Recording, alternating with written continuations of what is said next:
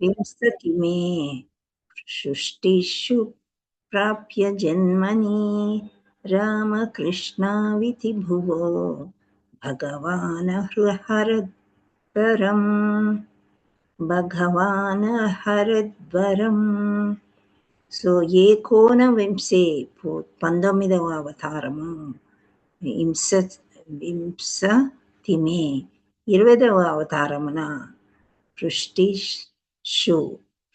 వంశమున ప్రాప్య పొంది జన్మని అవతారములను రామ బలరాముడు కృష్ణ శ్రీకృష్ణుడు ఇతి ఈ విధముగా భూమి యొక్క భగవాన్ దేవదేవుడు అహరత్ తొలగించెను హరం భారం. 19వ మరియు 20వ అవతారములందు భగవానుడు స్వయం బలరాముడుగా శ్రీకృష్ణుడుగా వృష్టి యదువంశమునందు ఆవిర్భవించెను.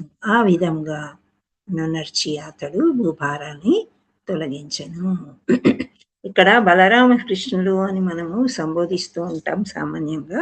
సో ఇవి 2 అవతారాలు అని చెప్తూ ఉన్నారు. సో ఇది శ్లోకం ఒకసారి మళ్ళీ అందరు హ్యాండ్ రైజెస్ వాళ్ళ చేత చదివించాక మనం చర్చించుకుందాం. సో అజితా మాతాజీ మీరు తీసేశారా? ఓకే. రమాదేవి మాతాజీ మీరు చదవండి. నేను పిలుస్తాను, అందరినీ పిలుస్తాను, ఎవరిని వదలకుండా. సో రమాదేవి మాతాజీ మీరు చదవండి. అయ్యా హరే కృష్ణ మాతాజీ. ఏకోనవింశే వింశతి మే వృష్టిషు ప్రాప్య జన్మని రామకృష్ణ విధి భువో భగవాన్ హరద్భ్రురం. హరి బోల్. అజిత మాతాజీ ఇప్పుడు చదవండి. హరి బోల్ మాతాజీ. ఏకోనవింశే విశాంతి వే క్లేశమాశ్ర ప్రాప్య జనని రామకృష్ణ వితి భువో భగవాస్ హృదయార్దర్పం. భగవాన్ హరం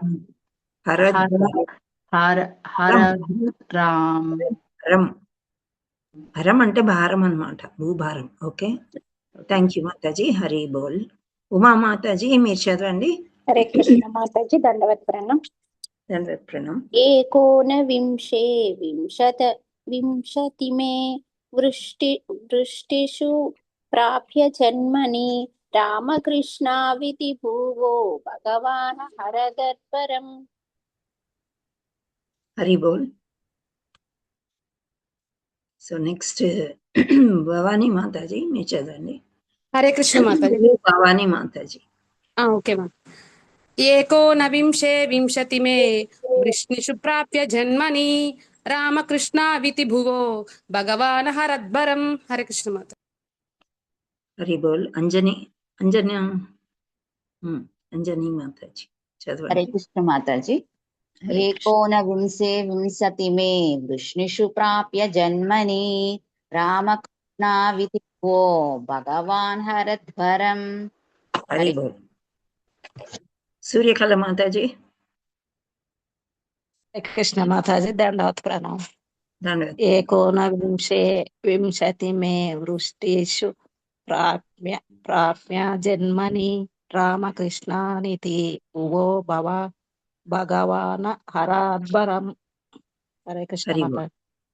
హరి బోల్. Thank you. రత్నకుమారి మాతాజీ మీరు చదవండి. హరే కృష్ణ మాతాజీ. హరే కృష్ణ.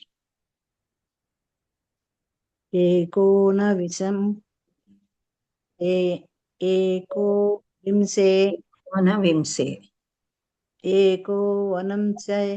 వింశతి మే వృష్ణిషు ప్రాప్య జన్మని రామకృష్ణ ఇతి భువః భగవాన్ హరద్భరం. భరం. ఓకే. హరి బోల్. శ్రీలత మాతాజీ మీరు చదవండి. హరే కృష్ణ మాతాజీ. ఏకోనవింశే వింశతి మే వృష్ణిషు ప్రాప్య జన్మని రామకృష్ణావితి భువో భగవాన్ హరద్భరం. హరి బోల్. సువర్ణ మాతాజీ తాత్పర్యం చదవండి. వర్డ్ టు వర్డ్ నేను చదివాను హరే కదా. కృష్ణ మాతాజీ. 19వ మరియు 20వ అవతారాలు అది చదవండి. ఏం చదవాలి మాతాజీ? తాత్పర్యం, తాత్పర్యం. అనువాదం. అనువాదం. 19వ మరియు 20వ 19వ అవతారమున విశ్వస్తిమే 20వ అవతారమును విష్ణువు వృషంశమున పావ్యం పాది జన్మని అవతారములను గట్టిగా చదవండి, వాయిస్ క్లియర్ లేదు, గట్టిగా చదవండి. రామ బలరాముడు శ్రీకృష్ణుడు ఈ విధంగా భూమి యొక్క భగవాను దేవాదిదేవుడు హరత్ తొలగించేను. అహరత్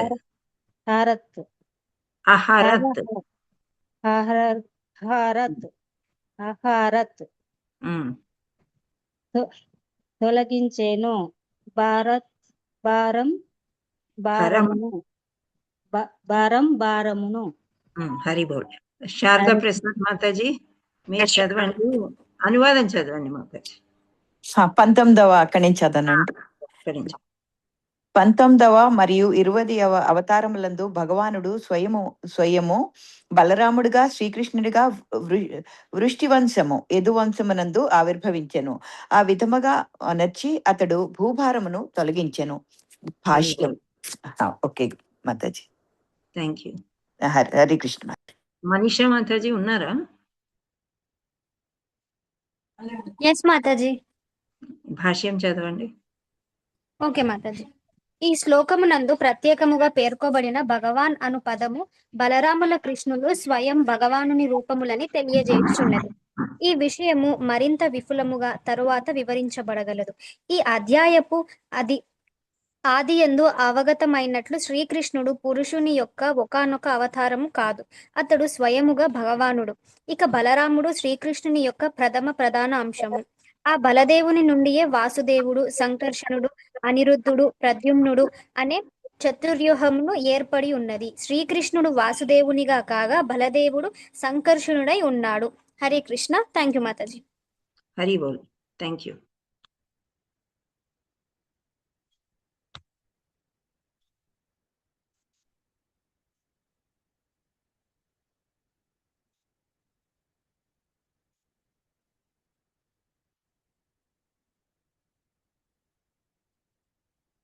ఓం అజ్ఞానతిమిరాంధస్య జ్ఞానాంజనాశలాకయ చక్షురున్మిలితం తస్మై శ్రీ గురవే నమః. శ్రీ చైతన్య మనోభీష్టం స్థాపితం ఏన భూతలే స్వయం రూపా కదా మహ్యం దదాతి స్వపదాంతికం. వందేహం శ్రీగురో శ్రీయుతాపదకమలం. శ్రీగురు వాంఛ శ్రీరూపం సాగ్రజాతం సగణ రఘునాథం సంస్థం సజీవం సాద్వైతం సావధూతం పర్జన సహితం కృష్ణ చైతన్య దేవం శ్రీ రాధా కృష్ణ పాదాన్ సగణ లలితా శ్రీ విశాఖాన్వితాంచ నమో విష్ణుపాదాయ కృష్ణ ప్రేష్టాయ భూతలే శ్రీమతే జయపతాక స్వామి ఇతి నామిని నమాచార్య పదాయ నితాయ కృపా ప్రదాయని గౌరకత దామదయ నగర గ్రామ తారిణి నమో విష్ణుపాదాయ కృష్ణ ప్రేష్టాయ భూతలే శ్రీమతే భక్తి వేదాంత స్వామినితి నామిని నమస్తే సారస్వతీ దేవి గౌరవాణి ప్రచారిణి నిర్విశేష శూన్యవాది పాశ్చాత్య దేశతారిణి. హే కృష్ణ కరుణా సింధో దీనబద్ధో జగత్పతే గోపేశ గోపికా కాంత రాధాకాంత నమస్తుతే. తప్త కాంచన గౌరాంగి రాధే వృందావనేశ్వరి వృషభానుసుతే దేవి ప్రణమామి హరిప్రియే. వాంఛాకల్పతరుభ్యస్య కృపా సింధుభ్య ఏవ చ పతితానాం పావనేభ్యో వైష్ణవేభ్యో నమో నమః. జై శ్రీకృష్ణ చైతన్య ప్రభు నిత్యానంద శ్రీ అద్వైత గదాధర శ్రీవాసాది గౌర భక్త వృంద. హరే కృష్ణ కృష్ణ కృష్ణ హరే హరే, హరే రామ రామ రామ హరే హరే. నమో మహావదన్యాయ కృష్ణ ప్రేమ ప్రదాయతే కృష్ణాయ కృష్ణ చైతన్య నామ్నే గౌరద్విషే నమః. నారాయణం నమస్కృత్య నరం చైవ నరోత్తమం దేవీం సరస్వతీం వ్యాసం తతో జయముదీరయేత్. నష్టప్రాయేషు భద్రేషు నిత్యం భాగవత సేవయా భగవతే ఉత్తమ శ్లోకే భక్తిర్భవతి నైష్టికి. కృష్ణాయ వాసుదేవాయ దేవకీ నందనాయ చ నందగోపకుమారాయ గోవిందాయ నమో నమః. ముఖం కరోతి వాచాలం భంగం లంఘాయతే గిరిం యత్కృపాతమహం వందే శ్రీగురుం దీనతారిణం పరమానందమాధవం శ్రీచైతన్యేశ్వరం. హరే కృష్ణ. శ్రీ రాధే రాధే. సో ఇక్కడ మనము శ్రీమద్ భాగవతం చదువుతున్నామంటేనే మనకి ఏమర్థమవుతుంది, కృష్ణుడి గురించి మనం తెలుసుకుంటున్నాము. సో కృష్ణుడు ఒక అవతారమా? ఇప్పుడు శ్రీమద్ భాగవతము ప్రథమ స్కందంలో మనం అధ్యాయము కృష్ణ యొక్క అవతారాల గురించి తెలుసుకుంటున్నాం. సో ఈ కృష్ణ అవతారాల కంటే ముందు కూడా ఈ అవతారాలు ఎందుకు తీసుకుంటారు, ఇవన్నీ కొంచెం సారాంశం తర్వాత అవతారాలు.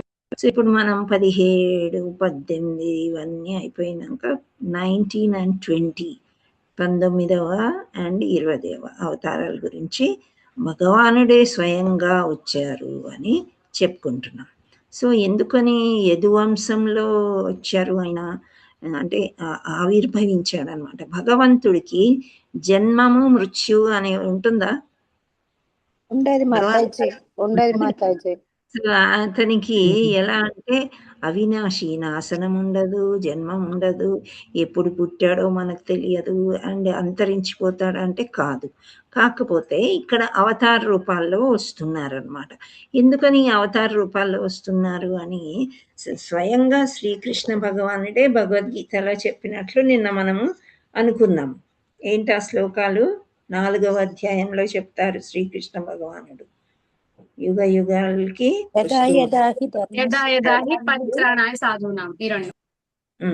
సో ఎప్పుడు కూడా మనం ఏమనుకుంటామంటే ఈ రాక్షసులు ఎవరు? ఈ రాక్షసులు అంటే రావణాసురుడు, హిరణ్యకశిపుడు, వీళ్ళ అంతం ఉండడానికే వస్తున్నారు అని భగవంతుడు అనుకుంటాం. కానీ ఇక్కడ సాధువుల్ని రక్షించడానికి కూడా వస్తున్నారని మనము అర్థం చేసుకోవాలన్నమాట.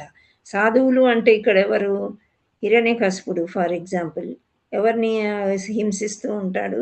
సొంత కొడుకుని హింసిస్తూ ఉంటాడు. సో అది అందుచేత భక్తుల కోసం వస్తాడనమాట. భక్తుల కోసం ఎలా పరిగెత్తుకుంటూ వచ్చేస్తాడంటే అసలు అక్కడ ఏముంది అని గజేంద్ర మోక్షం మనం తెలుసుకున్నాం. గజేంద్ర మోక్షంలో గజేంద్రుడి కోసం ఎలా అతని కండువా పడిపోతున్నా, వస్త్రహీనంగా అవుతున్నా, గరుడుని కూడా వదిలేసి, గరుడు ఎంత వేగవంతంగా తీసుకొస్తాడు కానీ అంతకంటే వేగంగా వచ్చి అతన్ని రక్షిస్తాడు. ఇంకా మనం ఉదాహరణలు తీసుకున్నట్లయితే మనం ద్రౌపది మాత కష్టాల్లో ఉన్నప్పుడు కృష్ణ అన్న అని పిలిచినప్పుడు అలా పరిగెత్తుకుంటూ వచ్చాడు. సో ఇక్కడ రథసారథి ఎందుకు అయ్యాడు కృష్ణుడు అని చెప్పుకున్నట్లయితే అర్జునుడు మహాభక్తుడు. సో ఈ భక్తుడిని రక్షించడం కోసం రథసారి అంటే ఎంత కిందకైనా భగవంతుడు దిగుతాడనమాట. సో ఈ అవతారము ఆయన ఏంటి అంటే కృష్ణుడు మానవుల్లాగా వచ్చాడు, కరెక్టే, కానీ అవతారి అంటారు దాన్ని. ఓకే, రాముడేమో మానవుల్లాగా వచ్చి అన్ని ఉదాహరణకి మానవులు ఇలా ధర్మం పాటించాలి, ఇలా నడుచుకోవాలి అని మనకి నేర్పించారు. సో ఆయనను అందుకే మర్యాద పురుషోత్తముడు అని అన్నాం. ఇప్పుడు కృష్ణుడిని ఏమంటాము? పూర్ణ పురుషోత్తముడు. హరి బోల్, పూర్ణ పురుషోత్తముడు అని అంటాం. అంటే పూర్ణంగా అన్నమాట. ఆయన షడైశ్వర్యాలు కలిగి ఉన్నవాడు. షడైశ్వర్యాలు అంటే మనం ఒక్కొక్కటిగా చెప్పుకున్నట్లయితే ఏముంటది? ఫస్ట్ది అందం అనుకుందాం.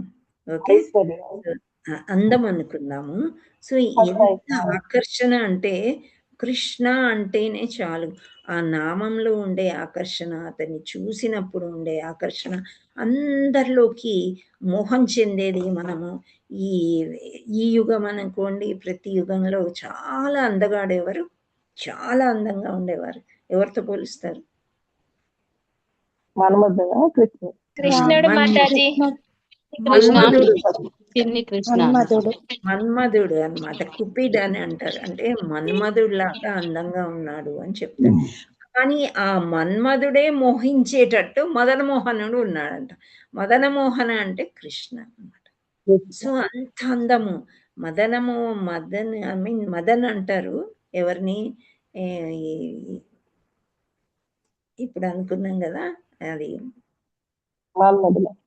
మన్మధుడు అన్నమాట. మన్మధుడు అందరికంటే ఎక్కువ అందగాడు, మన్మధుడు లాంటి వాడు అని చెప్తారు. సో మన్మధుడే మోహించేటట్టుగా కృష్ణుడు ఉంటాడంట. అంటే ఆయన అందం తర్వాతే ఏదైనా, ఎవరైనా వయసు వ్యత్యాసం ఏది ఉండదన్నమాట. కృష్ణుడు అంతలా ఆకర్షిస్తాడు అని చెప్తాడు. అంత అందం ఉందన్నమాట. సో షడైశ్వర్యాల్లో మనం చూసుకున్నట్లయితే అందము. ఓకే, నెక్స్ట్ ఐశ్వర్యం అనుకుందామా. సో ఐశ్వర్యం అంటే ఎంత గొప్పవాడంటే మామూలుగా కోటీశ్వరుడు, లక్షాధికారి, మల్టీ బిలియనర్, మిలియనర్ ఇలా అనుకుంటాం. కానీ కృష్ణుడి దగ్గర ఏముంది? ఆయన వక్షస్థలం మీద ఏముంటది? ఎవరిని పెట్టుకున్నాడు? లక్ష్మీదేవి. లక్ష్మీ కటాక్షం కోసం మనం లక్ష్మీ పూజలు చేస్తూ ఉన్నాం. ఇప్పుడు 21న వస్తుంది వరలక్ష్మి వ్రతం. సో లక్ష్మీ వరలక్ష్మి వ్రతం ఎంతో గ్రాండ్గా చేస్తాము. కానీ అంతకంటే కృష్ణుడిని మనం ప్రార్థించామనుకోండి, అప్పుడు ఎలా ఉంటుంది? లక్ష్మీదేవిని ప్రార్థించినట్లే. కృష్ణుడే లక్ష్మీదేవిని వక్షస్థలంలో పెట్టుకున్నాడంటే ఆయనకి మనం ఇచ్చే డొనేషన్ ఏమి ఒక చీపురు పుల్లంత కాదు, గడ్డిపోచతో సమానం, అంతకంటే తక్కువే. ఆయనకి ఇవ్వడానికే మనం ఎంతో సంకోచిస్తుంటాం అన్నమాట. సో అలా ఇప్పుడు డొనేషన్స్ మనం కలెక్ట్ చేయడం మేడం మాతాజీ హరే కృష్ణ, ఇసుక రేణువులాగేమో ఇంకా తక్కువ. ఇంకా అసలు అయితే మనం ఏంటి అంటే మనకిచ్చింది భగవంతుడు మన కర్మని బట్టి ఐశ్వర్యం మనకి ఇస్తూ ఉంటాడు. అది భగవంతుడు ఇచ్చిందే అని మనం నమ్మినప్పుడు మనం మొత్తం కూడా ఇచ్చేయవచ్చు. ఇప్పుడు మన ఆచార్యులు ఉన్నారంటే వాళ్ళు మంచి మంచి ఉద్యోగాలు, లక్షలు అంటే సంవత్సరానికి 1 కోటిన్నర వచ్చే జీతభత్యాల్ని వదులుకొని భగవంతుడి సేవలో ఉన్నారు. అంటే వాళ్ళు వద్దనుకున్నారు, భగవంతుడే నాకు మనకు కావాల్సింది అంటే తినడము, బట్ట, ఇంత స్థలము ఉండడానికి, ఈ 3 కదా. సో ఈ రోటీ కపడా మకాన్ అని అంటారు మామూలుగా. సో ఇవి భగవంతుడు ఇస్తాడని వాళ్ళు నమ్మి అవన్నీ వదిలేసుకుంటారు అనమాట. సో మనకి కొంత ఇచ్చారు, మనం అన్నీ వదిలేసుకోలేకపోయినా ఇచ్చిన దాంట్లో ఎక్స్క్యూజ్ మీ, నేను ఇవాళ ఫోన్ సైలెంట్లో పెడతాను.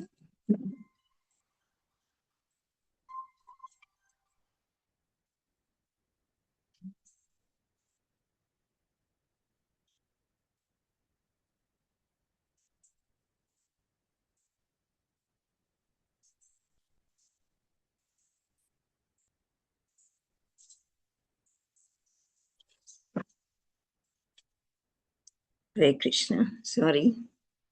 ఈ మధ్య హైదరాబాద్లో ప్రమోషనల్ కాల్స్ అని వస్తున్నాయి, మీరు గుర్తిస్తున్నారా? Very dangerous. మన నేరగాళ్ళు హైదరాబాద్లో #1 స్థానం అంట. సో మనం అన్ని ఫోన్లు తీయకూడదు, మనకి తెలిసిన ఫోన్ అయితేనే మనం తీయడానికి బ్యాంక్ లోన్ కావాలని కూడా అంటున్నారు మాతాజీ ఫోన్ చేసి.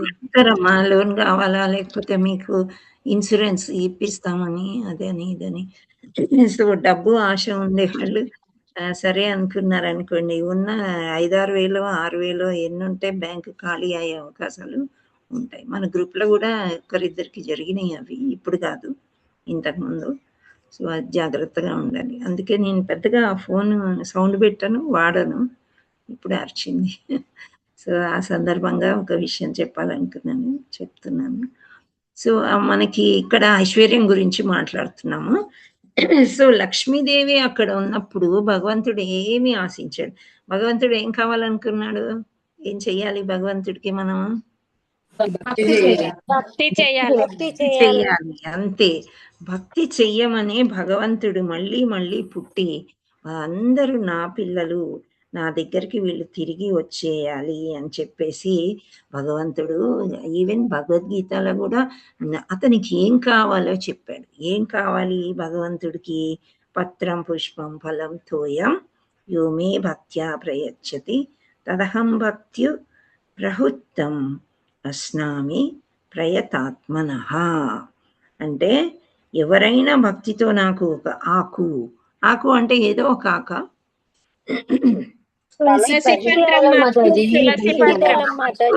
తులసి దళం, ఒక పువ్వు, ఒక పండు లేదా కొంచెం నీరు సమర్పిస్తే శుద్ధమైన భక్తితో సమర్పించిన అర్పణకు నేను స్వీకరిస్తాను అని భగవంతుడు ఆల్రెడీ భగవద్గీతలో చెప్పారు.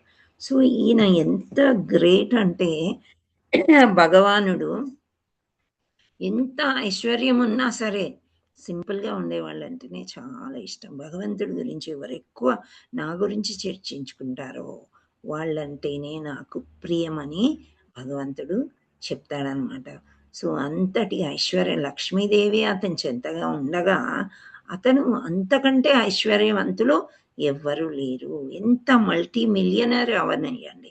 ఇప్పుడు శ్రీల ప్రపాదుల వారు ఎన్ని గుడిలు కట్టారు 10 సంవత్సరాల్లో?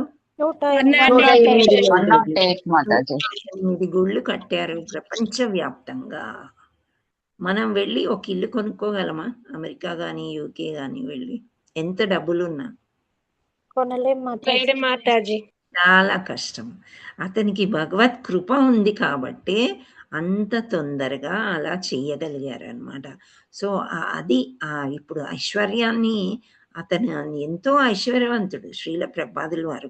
అన్నీ వదిలేసుకున్నారు, ఏమీ లేదు. 40 రూపీస్తోనే ఆయన వెళ్ళారు. ఆయన చేతిలో ఉండిని ఆ డబ్బులతోనే వెళ్ళారు. కానీ ఎక్కడి నుండి వచ్చినాయి అంటే భగవంతుడు భక్తి ఉన్నప్పుడు ఆయన ఏది చేసుకోవాలో అది చేయించుకుంటాడు మనతోని. సో అది అతని యొక్క ఐశ్వర్య గొప్పతనం మనము తెలుసుకోవాలన్నమాట. అండ్ నెక్స్ట్ మనం ఇంకోటి తీసుకోవాలంటే శక్తి అనుకోవచ్చా? శక్తి ఎంత శక్తిమాన్ అంటే శ్రీకృష్ణ భగవానుడు చిన్నప్పుడే 6-7 సంవత్సరాల వయసులోనే ఎడమ చేతితో చిటకని వేలుతోని గోవర్ధన పర్వతం ఎత్తి. సో మనం ఇక్కడ వెయిట్ లిఫ్టర్స్ అన్నీ చూస్తూ ఉంటాం కదా భౌతిక ప్రపంచంలో. 200 kgs 400 kgs ఎత్తారు అని ఒక కార్ని కూడా పళ్ళతో లాగేశాడు. కానీ అంతకంటే ఒక పర్వతాన్ని ఎత్తి చిట్కని వేళ్ళ మొయ్యగలరా ఎవరన్నా? చెప్పండి. ఎక్కడైనా విన్నామా? ఎక్కడైనా చూసామా? కదా. సో అంటే అంత శక్తివంతుడు అనమాట భగవంతుడు. ఎంత శక్తివంతుడు అంటే ఆయన శక్తి ముందు మన భౌతిక ప్రపంచంలో ఎవ్వరు కూడా ఏ రకంగా పనికిరారు. అది ఆ విషయం మనం తెలుసుకోవాలి. తెలుసుకున్నప్పుడు కృష్ణుని ప్రేమిస్తాం. కృష్ణుడి యొక్క ప్రేమ పొందాలంటే ఆయన గురించి బాగా తెలుసుకోవాలన్నమాట. అంటే వినాలి. శ్రవణం చాలా చాలా ఇంపార్టెంట్. విన్న తర్వాత మననం చేసుకోవాలి. అంటే గుర్తుకు తెచ్చుకోవాలి. అవును కదా, ఇప్పుడు మనకి చూడగానే ఈ పిల్లలు ఎంత ముద్దుగా ఉన్నారు, వీళ్ళు ఇంత శక్తి చూపిస్తున్నారు, ఇంకా లేకపోతే ఎవరినో గొప్పగా పొగుడుతాం. సరే పొగిడాము, అది తప్పు లేదు. కానీ అంతకంటే ఎక్కువ భగవంతుడు అని వెంటనే మన మైండ్లోకి రావాలన్నమాట. సో ఈ మెటీరియల్ వరల్డ్, ఈ భౌతిక ప్రపంచం ఏంటి, ఇంతకంటే గొప్పది మనకి ఏది మనం చేయాలన్నా చేయకూడదు అనుకున్నా మనకి ఏంటి అంటే మామూలుగా ఇప్పుడు జ్వరం వచ్చినా దగ్గు వచ్చినా డాక్టర్స్ దగ్గరికి వెళ్తాము, వాళ్ళు తగ్గిస్తారేమో. మళ్ళీ మనకి ఇంకా ఏదైనా ఆపరేషన్స్ అవి అంటే కూడా డాక్టర్స్. కానీ అక్కడ భగవంతుడి సహకారం తప్పకుండా ఉండాలి, లేకపోతే మాత్రం చాలా కష్టం. అది నమ్మాలన్నమాట. నేను డబ్బుతో అన్నీ కొనుక్కోలేము అని మనకు చిన్నప్పుడే తెలిసిపోవాలి. పెద్దగా అయిన తర్వాత బాగా సంపాదించేసి ఐశ్వర్యవంతులు అవుతాం కదా, అప్పుడు మనకి అనిపిస్తుంది డబ్బుతో ఇది కొనొచ్చు, అది కొనొచ్చు, అది చేయొచ్చు. కానీ కొనలేనివి కూడా కొన్ని ఉంటాయి. ప్రేమని కొనలేము. ఎన్ని కోట్లైనా ఇవ్వండి, మొత్తం ప్రపంచంలో ఉన్న ఐశ్వర్యం అంతా ఇచ్చినా సరే ప్రేమని మనం కొనలేము. సో ఆ ప్రేమ మనకి ఎక్కడ దొరుకుతుంది? భగవంతుడి దగ్గర మనకి ఆ ప్రేమ దొరుకుతుంది. ఫ్రీగా ఇస్తాడు భగవంతుడు. ఏం చేయాలి దానికి? మనం భగవంతుడితో చిన్న భక్తి చేయాలి. అంతే. పత్రం, పుష్పం, ఫలంతో ఎంతోని ప్రేమతోని అవి సమర్పించి భగవంతుడిని రోజు తలుచుకొని భగవత్ నామం యొక్క రుచి మనకి రామావతారంలో చూసాం. ఏంటి ఆ రాళ్ళు, అంత పెద్ద పెద్ద రాళ్ళు, కొండ చర్యలు విరిగి పడిపోతే అన్ని చచ్చిపోతాయి అసలు జీవరాశులు. కానీ అలాంటి రాళ్ళు కూడా సముద్రంలో తేలిని అంటే రామనామం ఎంత గొప్పది. అలాగే కృష్ణనామం కూడా చాలా గొప్పదని మనం తెలుసుకున్నాం. ఈ కలియుగ వాసులు ఎలాంటి వాళ్ళు అని భాగవతం ముందు ముందే మనం తెలుసుకున్నాం మొదటి అధ్యాయంలో. సో ఎలాంటి వాళ్ళు కలియుగ వాసులు? మందబుద్ధి గలవారు, ఆయుష్ తక్కువ ఉన్నవారు, జ్ఞాపక శక్తి తక్కువ, అన్ని తక్కువ ఉన్నప్పుడు భగవంతు దగ్గరికి వెళ్ళాలంటే భక్తి ఎలా చెయ్యాలి అంటే సులువైన మార్గం ఒకటి చెప్పారు. ఏంటది? హరినామం హరినామ చేయడం. సంకీర్తన. అది హరినామ సంకీర్తన చాలా ఇంపార్టెంట్. హరినామ సంకీర్తనం అంటే ఇక్కడ మనం అనుకోవాల్సింది ఏంటంటే హరే కృష్ణ హరే కృష్ణ కృష్ణ కృష్ణ హరే హరే హరే హరే రామ రామ రామ రామ రామ హరే హరే.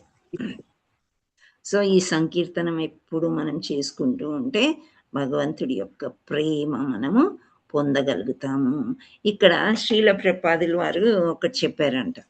ఏంటంటే ఒక స్టోరీ మీకు ఇంతకుముందు మనం చర్చించుకున్నామేమో అని అనిపిస్తుంది. మార్నింగ్ వాక్ వెళ్తారు.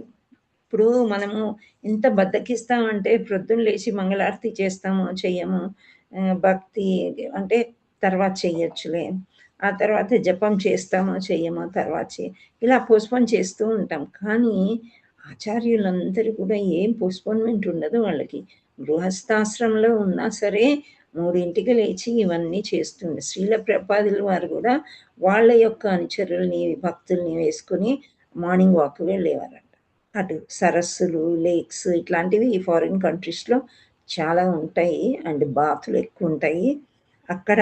బాతులకి హంసల్లాగా ఉంటాయి బాతులు అక్కడ.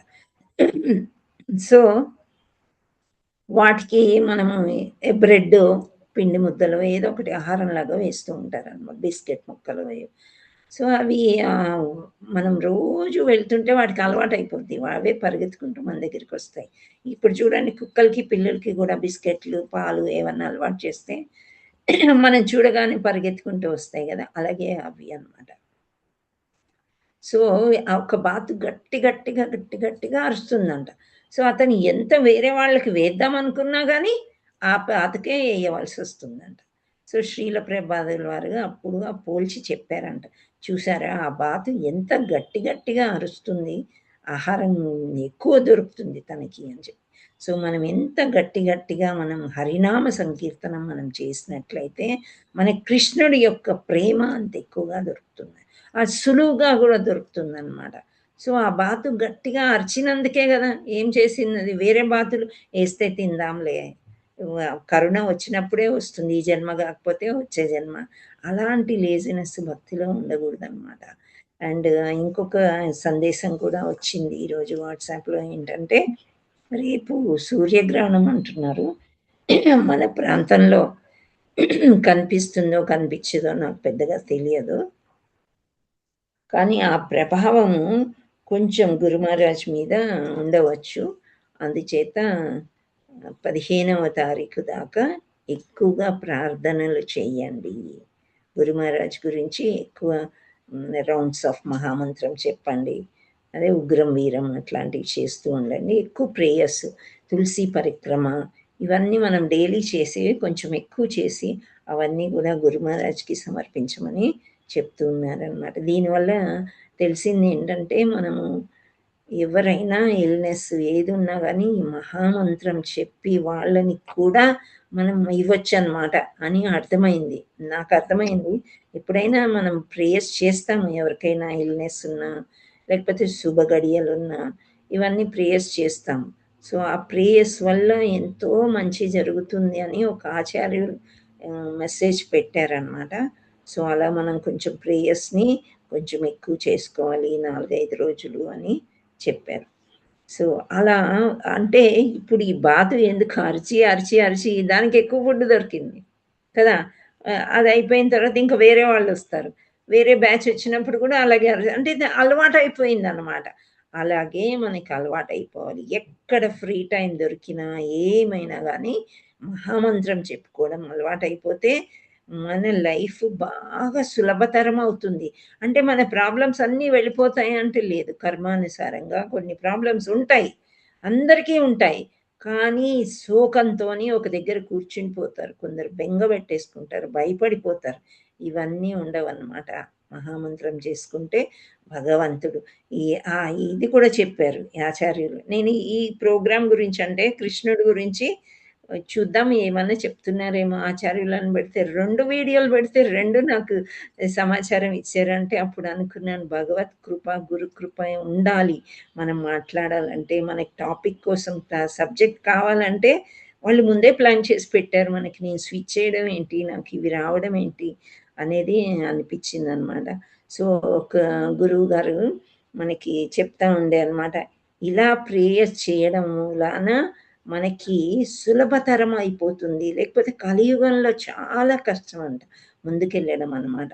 సో ఇంత మనం చేసినట్లయితే అప్పుడు మనకి ముందుకు వెళ్ళగలుగుతాము మన ప్రాబ్లమ్స్ని మర్చిపోయి అని చెప్తూ ఉన్నారనమాట.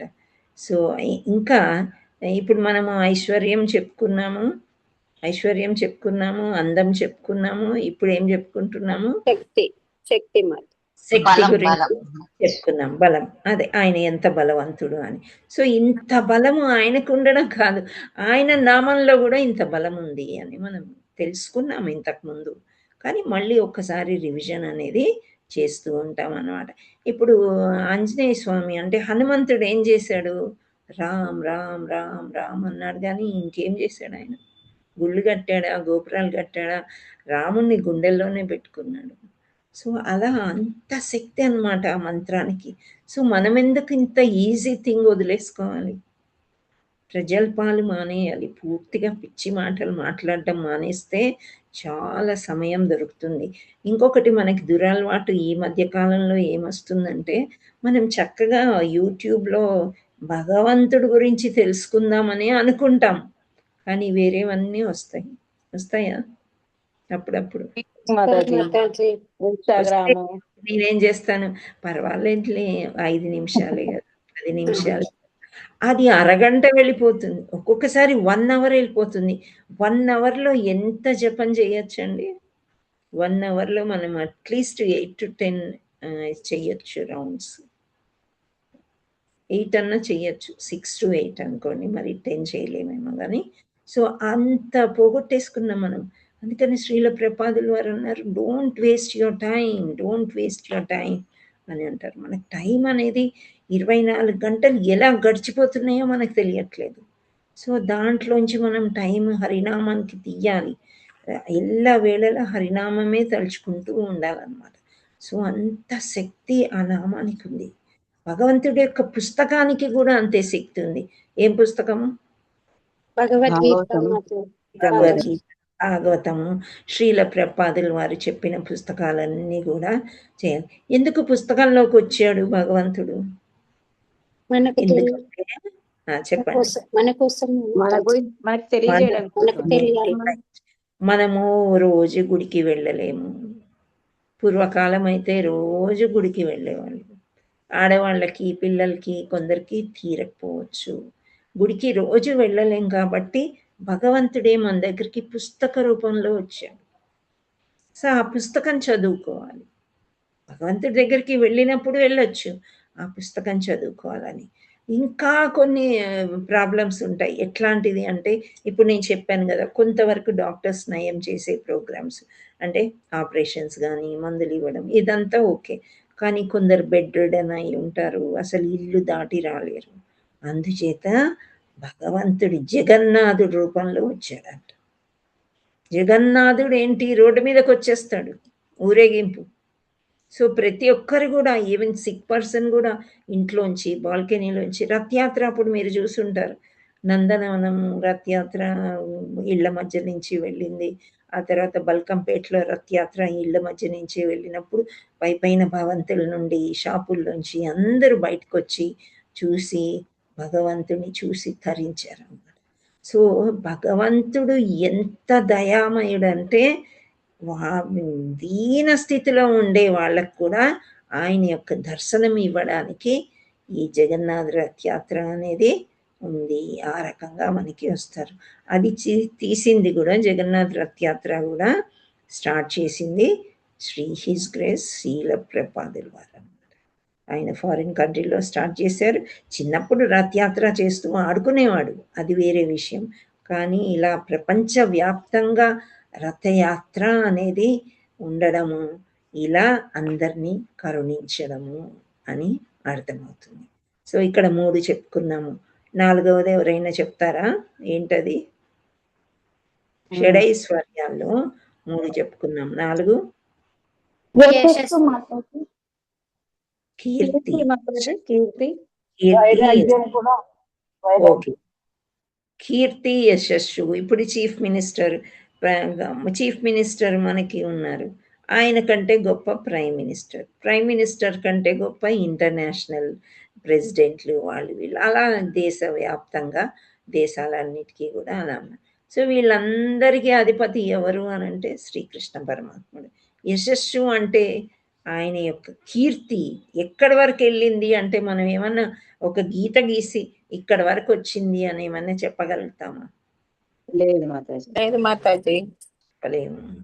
ఆయన కీర్తి ఎంత ఉందంటే అసలు ఇంతవరకు ఇది కంప్లీట్ అయిపోయింది, full stop, cinema close, the end అని ఎక్కడ చెప్పలేము మనం.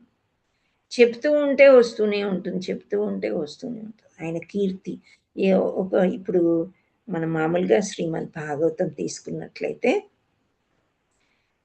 మనకి కృష్ణుడి యొక్క కీర్తి ప్రతి అడుగున మనకి తెలుస్తుంది.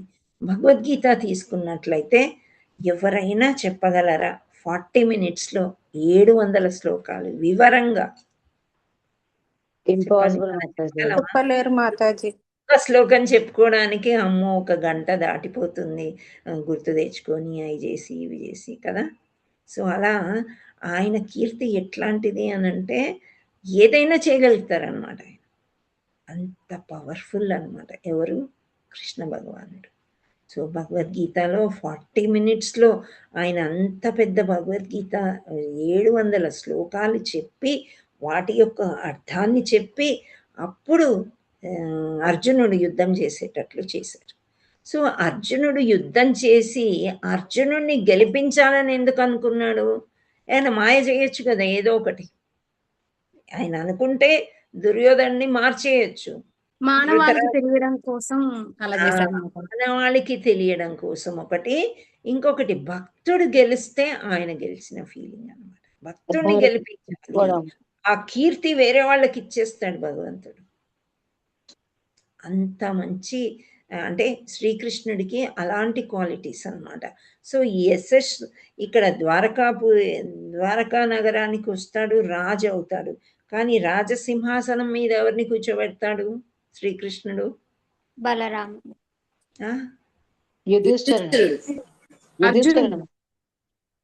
ఇక్కడ ఈ ద్వారకాలో అమ్మా వాళ్ళ తాతగారి పేరేంటి? దేవకీ మాత యొక్క తండ్రి గారు. గుర్తులేదు మాతాజీ.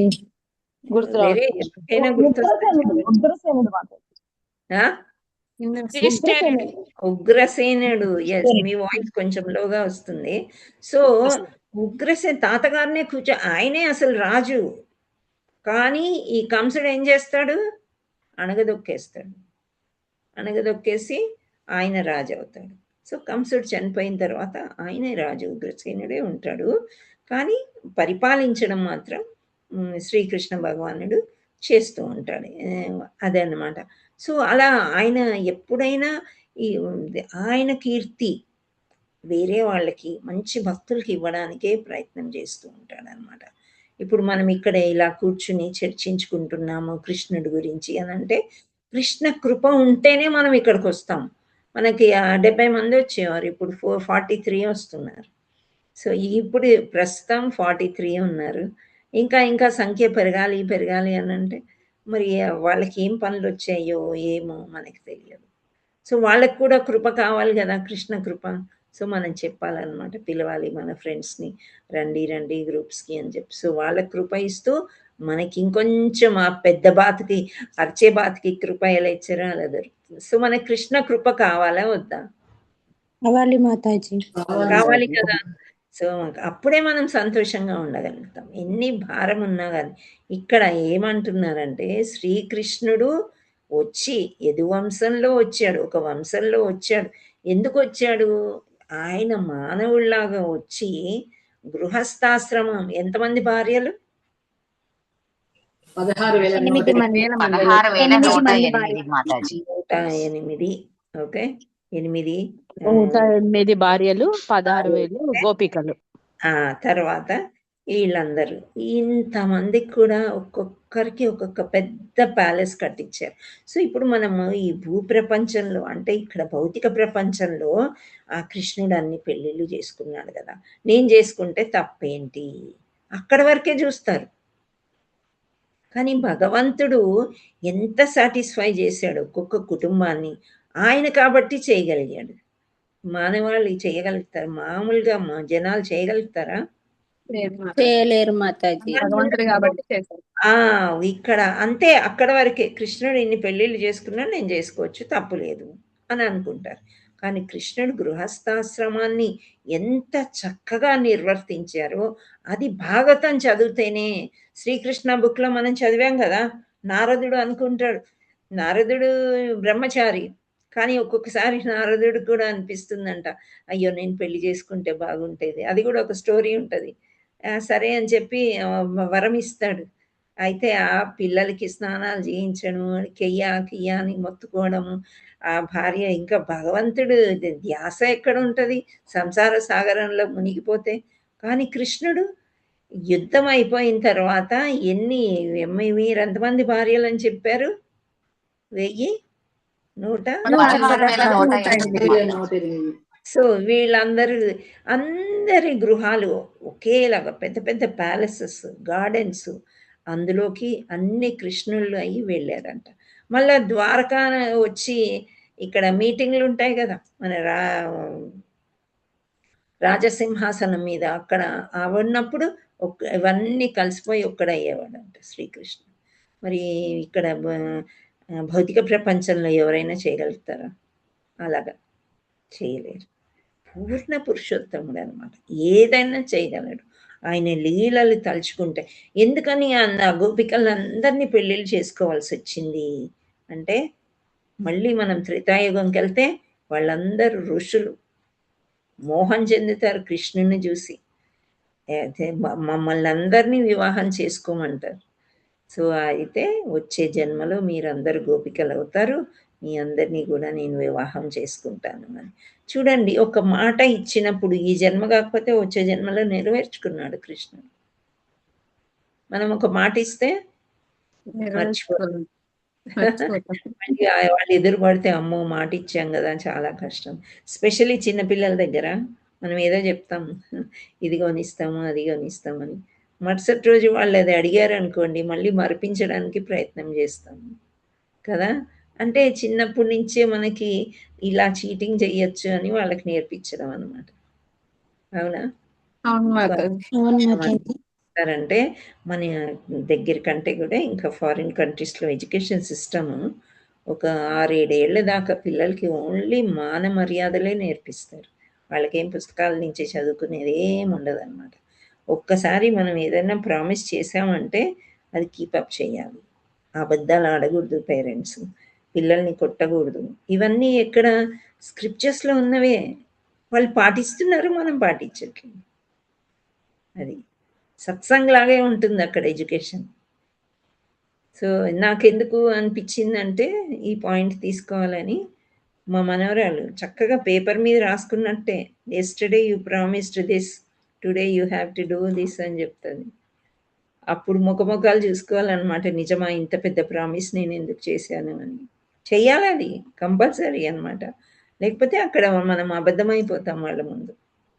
సో అలా ఈ భగవంతుడు ఆ యుగంలో ప్రామిస్ చేసినందుకు ఈ యుగంలో గృహస్థాశ్రమంలో మానవుడు ఏం చెయ్యాలి he has to participate in the family అన్నమాట.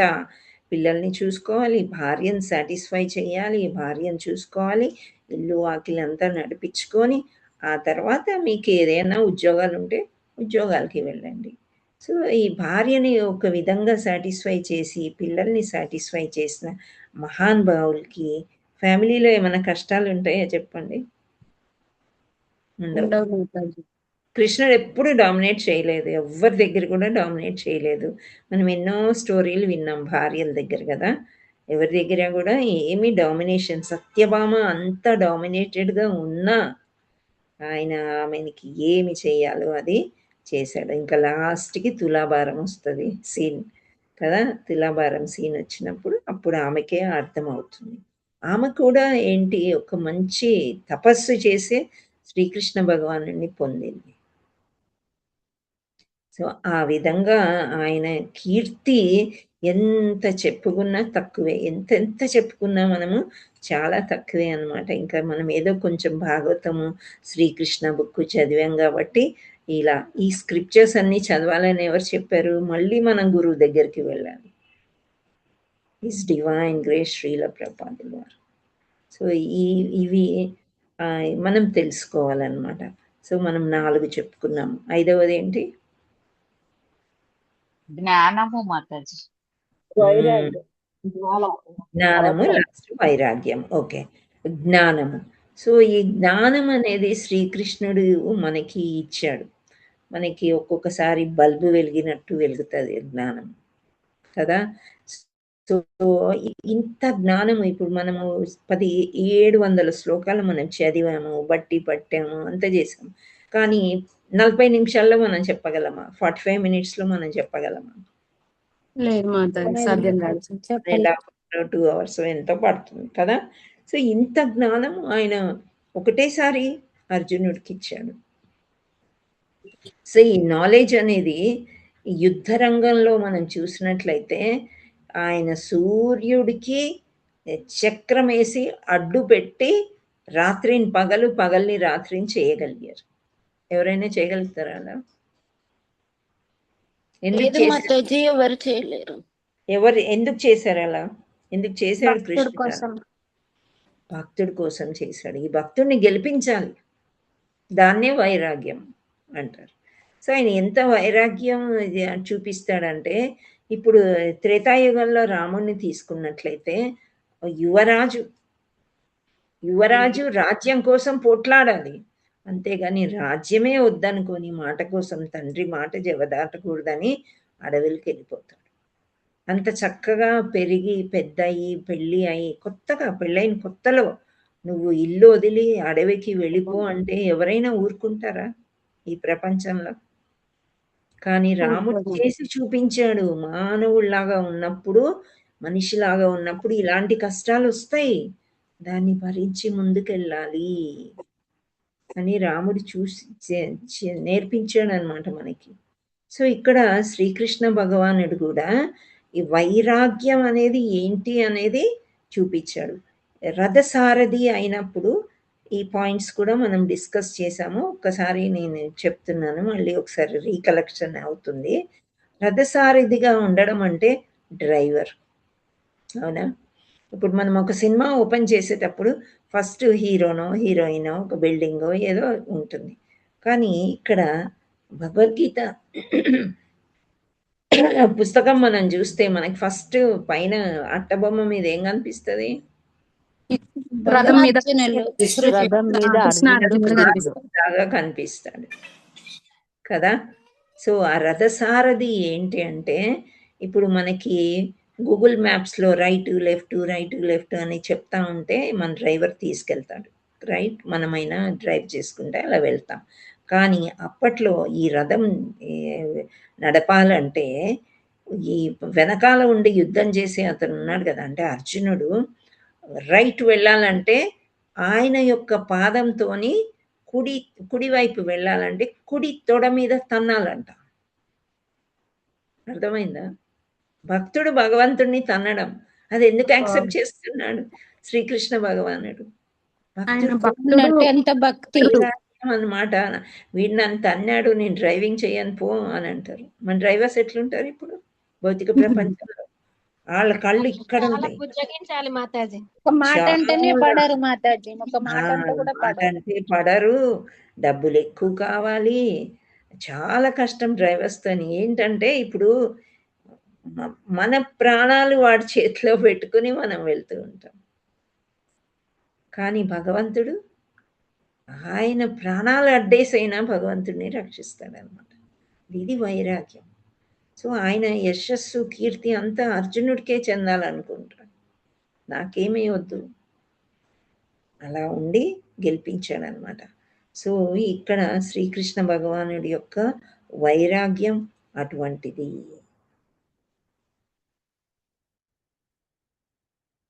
పాపం చిన్న పిల్లవాడిలాగా దేవకీమాత దగ్గర చక్కగా గారాబంగా పెరుగుతాడు. సారీ యశోదామాత దగ్గర. తర్వాత వెళ్ళవలసిన సమయం వచ్చినప్పుడు వదిలేసి నేను పోను మమ్మీ, నేను పోను మమ్మీ అని ఏడ్చాడనుకోండి అప్పుడు ఎలా ఉంటది? ఆయనకి తెలుసనమాట ఎక్కడ ఏ టైంకి ఎలా వెళ్ళాలి. అండ్ ఇంతమంది గోపికల్ని వదిలేసి వెళ్ళాలంటే ఎంత కష్టం అసలు. అందుచేత ఆయన ప్రతి రాత్రి కూడా ఏడ్చేవాడంట.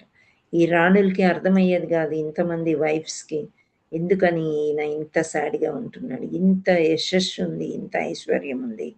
ఈయన ఇన్ని ఉన్న తర్వాత కూడా ఎందుకు ఇంత బాధపడతాడు. అలాగే మనకి జగన్నాథుడు అవతరించాడనమాట. ఆ స్టోరీ మనకు తెలిసిన విషయమే కదా!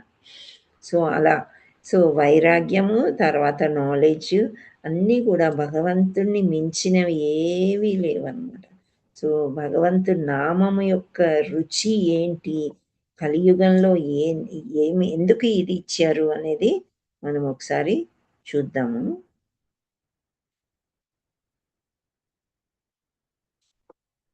ఈ భాష్యం తర్వాత చెప్తాను నేనది. సో, ఈ శ్లోకంలో ప్రత్యేకంగా పేర్కొనబడిన భగవాన్. ఇంకొక విషయం అండి. దీనికి సంబంధించిందే.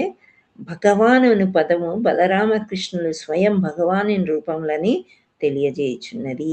ఇప్పుడు మామూలుగా రామలక్ష్మణులు, తర్వాత బలరామకృష్ణులు అని అంటాం.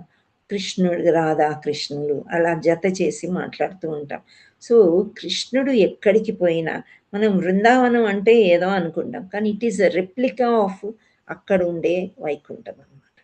సో, అక్కడ బృందావనం పైన ఎలా ఉందో అట్లాగే కింద కూడా ఉంటుంది.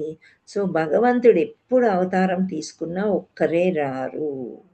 భగవంతుడు ఎప్పుడు కూడా వీళ్ళందరినీ పట్టుకుని తల్లిని, తండ్రిని, అన్నదమ్ముల్ని అందరిని తీసుకునే వస్తాడంట. అది మనకు తెలియదు. వేరే వేరే పేర్లు వాళ్ళని పట్టుకునే వస్తాడు. సో, ఈ విషయం మరింత విపులంగా తర్వాత వివరించబడుతుంది అని చెప్పి ఈ అధ్యాయపు ఆది అందు అవగతమైనట్లు శ్రీకృష్ణుడు పురుషుని యొక్క ఒకానొక అవతారం కాదు. అతడు స్వయంగా భగవానుడు. ఇక బలరాముడు కృష్ణుని యొక్క ప్రధాన అంశము. సో, మనం బలరాముడే గురువు అన్నమాట మనకి యాక్చువల్లీ. బలరాముడు తర్వాతే అంటే నితాయి తర్వాతనే చైతన్య ప్రభువు. అందుకని నితాయి యొక్క కృప ఉంటే మనకి చైతన్య ప్రభు దగ్గరికి వెళ్ళడం ఈజీ అని చెప్తారనమాట. సో, బలరాముడిని వదిలేయలేము మనం. రామ హరే కృష్ణ హరే కృష్ణ, హరే అంటే రాధారాణి, శ్రీమతి రాధారాణి అన్నమాట. కృష్ణ హరే కృష్ణ హరే కృష్ణ, కృష్ణ కృష్ణ హరే హరే, హరే రామ రామ రామ హరే హరే. ఇక్కడ రెండవసారి రామ అనేది బలరాముడు, ఎవరో కాదు బలరాముడు. సో, ఇక్కడ అతడు స్వయంగా భగవానుడు. ఇక బలరాముడు శ్రీకృష్ణుని యొక్క ప్రధాన అంశం. ఆ బలదేవుని నుండియే వాసుదేవుడు, సంకర్షణుడు, అనిరుద్ధుడు, ప్రద్యుమ్నుడు వీళ్ళందరూ మనకు తెలుసు కదా. అనిరుద్ధుడు, ప్రద్యుమ్నుడు కృష్ణుడి యొక్క కొడుకు, మనుమడు అనేది చతుర్వ్యూహం ఏర్పడి ఉన్నది. శ్రీకృష్ణుడు వాసుదేవుడు కాగా బలదేవుడు సంకర్షణై ఉన్నాడు.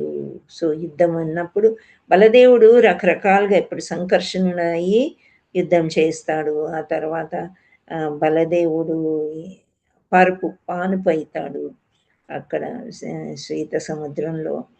సో, అలా బలదేవుడు లేనిదే కృష్ణుడు లేడు, కృష్ణుడు లేనిదే బలదేవుడు లేదనమాట. సో, వాసుదేవాయ నమః అంటాం కదా. సో, కృష్ణుడే వాసుదేవుడు. వసుదేవుడు అనేది కృష్ణుడి యొక్క తండ్రి. ఓకే, సో ఇది భాష్యము. వింశతి మే వృష్టిసు ప్రాప్య జన్మని రామకృష్ణావితి భువో భగవాన్ హరద్భరం. సో ఇక్కడ మనకేం చెప్పడం అంటే, ఈ అవతారము యదువంశములో వచ్చి ఆవిర్భవించి ఆయన భూభారాన్ని తగ్గించారు. అంటే భక్తుల్ని ఎక్కువ చేయడానికే కృష్ణుడి యొక్క అవతారం కూడా ప్రయత్నం చేసిందనమాట. సో ఈ భూభారం తొలగించను అని అంటే ఏంటి? బాధల్ని తొలగించడము అని ఇక్కడ అర్థం అనమాట. భరం అంటే భారము, హరత్ అంటే తొలగించను. భగవానుడిలాగా వచ్చి భగవానుడు మనకి ఈ బాధల నుంచి తొలగించేటట్టు చూశాడనమాట. సో నెక్స్ట్ నేను ఒక శ్లోకం అన్నాను కదా, అదొక్కసారి మీకు చూపిస్తాను.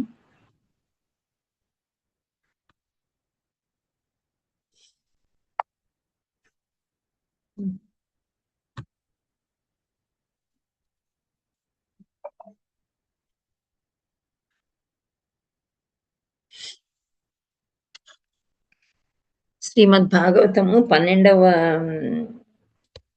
దాంట్లో ఉంటుంది. 12కి వెళ్ళాలంటే మనకి ఎన్ని సంవత్సరాలు పడతాయో మనకి తెలియదు. ఆ స్కందానికి వెళ్ళాడు. అక్కడ 3వ దాంట్లో 51 శ్లోకంలో ఎలా చెప్పారంటే, కలౌ దోషనిధే రాజన్ అస్తి హేకో మహాన్ గుణః కీర్తినాదేవ కృష్ణస్య ముక్త సంగః పరం ప్రజేత్.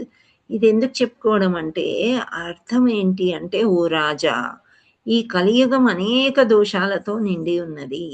అయినప్పటికీ దీనిలో ఒక గొప్ప గుణం ఉంది. శ్రీకృష్ణుని పవిత్ర నామాన్ని కీర్తించడం ద్వారా మనిషి భౌతిక బంధాల నుండి విముక్తి పొంది పరమ పదాన్ని పొందగలరు. సో పరమపదం పొందడం అంటే ఐఐటిలో సీట్ కొట్టడమో, ఎంసెట్లో బీటెక్ సీట్ కొట్టడమో కాదు, చాలా కష్టం అన్నమాట. సో ఎందుకు అని అంటే, కలౌ దోష నిధే అంటే కలియుగం దోషాలకి నిధి, అంటే బండాగారం వంటిది అనమాట. ఎలా అంటే, ఒక్కొక్కసారి మీరు గమనించారో లేదో, మనం ఏమీ అనము, అనవసరంగా అవతల వాళ్ళు మిస్అండర్స్టాండింగ్ చేసుకుంటారు. గమనించారా మీరు ఎప్పుడైనా? మాతాజీ మన మనసు ప్యూర్గానే ఉంటుంది, మనం ఏమీ ఉండదు. అది జరుగుతుంది మాతాజీ, చాలా అందరి విషయాల్లో అదే జరుగుతుంది. అంటే అది కలియుగ దోషం ఇదే అంటున్నారు. అంటే ఇది ఒక పెద్ద బండాగారం అంట దోషాలకి. ఆ దోషం మనం చేయకపోయినా మన మీద పడుతుంది. ఒక్కోసారి మనకు తెలియక కూడా దోషాలు చేస్తూ ఉంటాం. ఇప్పుడు ఫర్ ఎగ్జాంపుల్ హౌస్ వైఫ్స్ ఎక్కువ ఉన్నారు కాబట్టి ఈ విషయం చెప్తున్నాను. మనం కూర చారు ఏదో వండాం, అందులో ఉప్పు కాస్త ఎక్కువ అయింది అనుకోండి, అప్పుడు ఏమవుతుంది? అది పెద్ద దోషమా చెప్పండి? సేమ్ థింగ్ వంట మనిషి చెయ్యొచ్చు, హోటల్లో చేయవచ్చు. హోటల్లో ఒక్కోసారి మనం రెస్టారెంట్స్ కి అక్కడ వెళ్తే ఏ తక్కువైతే కొన్ని నీళ్లు కలిపి కూడా ఇచ్చేస్తాడు జ్యూస్ లో కదా. సో అక్కడ అన్ని డబ్బులు పెడతారు, తింటారు. పచ్చి ముక్కలు ఇస్తారు, లైక్ క్యాప్సికమ్ అని, బీట్రూట్ అని. మనం చేస్తే ఇంత పచ్చి పచ్చిగా ఉంది, ఏగలేదు, ఉడకలేదు అనేది పెడుతూ ఉంటారు. సో అది పెద్ద దోషం కాదు, కానీ కలియుగ ప్రభావం అది. మనం అలాగే అనుకోవాలి. ఇంకా ఇది కలియుగ ప్రభావం, ఎందుకంటే ఇది పెద్ద బండగారం అంటున్నారు. ఎవరంటున్నారు? భాగవతంలో చెప్పారు. అంటే మనకి స్క్రిప్చర్స్ చదువుతున్నాం కాబట్టి మనకు తెలిసింది. భాగవతం ఎవరు చెప్పారు? సుఖదేవ గోస్వామి. రచించింది ఎవరు? వ్యాస మహర్షి. వ్యాస మహర్షి అంటే శ్రీకృష్ణుడు. చూసారా ఎక్కడి నుంచి ఎక్కడ వెళ్ళామా? రైట్. సో కానీ కీర్తి నాదేవ కృష్ణస్య అంటే ఈ దోషాల నుండి ఎలా బయటికి వెళ్తాం? కృష్ణుని నామ సంకీర్తనయే ఈ యుగానికి ప్రధాన సాధనం అని భాగవతం చెప్తుంది. సో ఇక్కడ పదం పదం ఒక్కొక్కటి మనం చూసినట్టయితే అర్థాలు ఎలా ఉంటున్నాయి అంటే, కలవు అంటే కలియుగం, దోషనిధి అంటే దోషాలకి నిధి ఇది. మనం ఎంత చక్కగా ఉన్నా, ఎలా ఉన్నా, ఇప్పుడు చూడండి సింపుల్గా మన కర్మ ఫలం అని అనుకుంటారు, కానీ రోడ్డు మీద మనం రైట్ సైడ్లో కరెక్ట్గానే సిగ్నల్స్ అన్నీ చూసుకుంటూ కరెక్ట్గా వెళ్తాం. కానీ అవతల వాడు తప్పు చేశాడు అనుకోండి, ఈ బాధ మనకు కూడా రావచ్చు. అవును మాతాజీ. అవునా కదా? అవును మాతాజీ. మనం సో సరిగా నేను అయితే కరెక్ట్, ఎదురు చెప్పేవాళ్ళం. మనం ఎంత కరెక్ట్గా ఉన్నా అవి జరుగుతున్నాయి. అంటే ఇక్కడ దోషాలకే నిధి అన్నప్పుడు దాన్ని తప్పించుకోవడం ఎట్లా?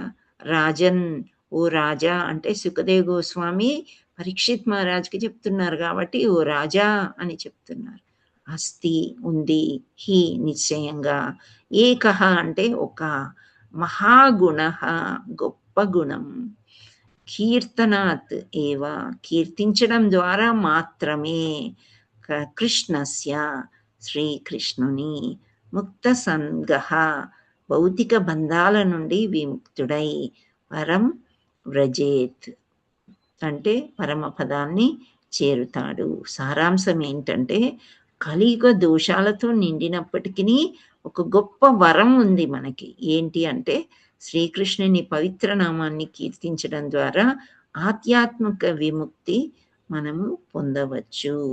హరే కృష్ణ హరే కృష్ణ కృష్ణ కృష్ణ హరే హరే రామ హరే రామ రామ రామ హరే హరే. సో ఆ విధంగా మనము భగవంతుడి గురించి అంటే శ్రీకృష్ణ పరమాత్ముని గురించి తెలుసుకోవాలంటే ఒక లైఫ్ టైం సరిపోదు. ఈ ఏజ్లో వస్తే కొంచెం చిన్నప్పుడే వచ్చేయాలన్నమాట భగవతత్వానికి. అప్పుడే మనకి అర్థమవుతుంది. ఏమీ లేదు, ఇప్పుడైనా కానీ మనం భగవంతుడిని తలుచుకుంటూనే ఉంటే అదే విధంగా మనకి భగవంతుడి దగ్గర అవుతాడు. ఇంకంతకంటే మనం ఏం చెప్పగలుగుతాము? ప్రేమ పొందుతాము. మనకి అన్ని అవకాశాలు, ఇప్పుడు ఒక గుడికి వెళ్ళాలంటే కూడా మనలో కొందరికి అవకాశం చాలా తక్కువ. కానీ మనం ఎక్కువ మంత్రం చెప్పుకుని ఆ ధ్యాసలోనే ఉన్నాం అనుకోండి, భగవంతుడే మనకు అవకాశం కల్పిస్తాడేమో. నాకైతే అట్లే అనిపిస్తుంది.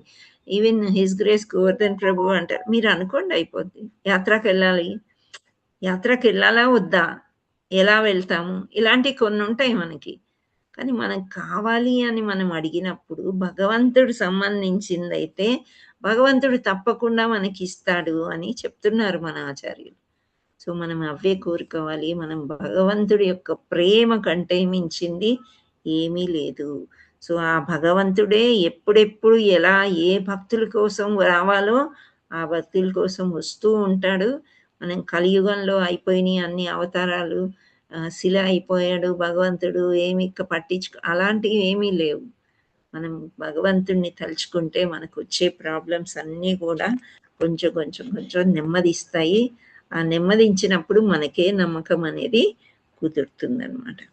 హరే కృష్ణ కృష్ణ కృష్ణ హరే హరే, హరే రామ రామ రామ హరే హరే.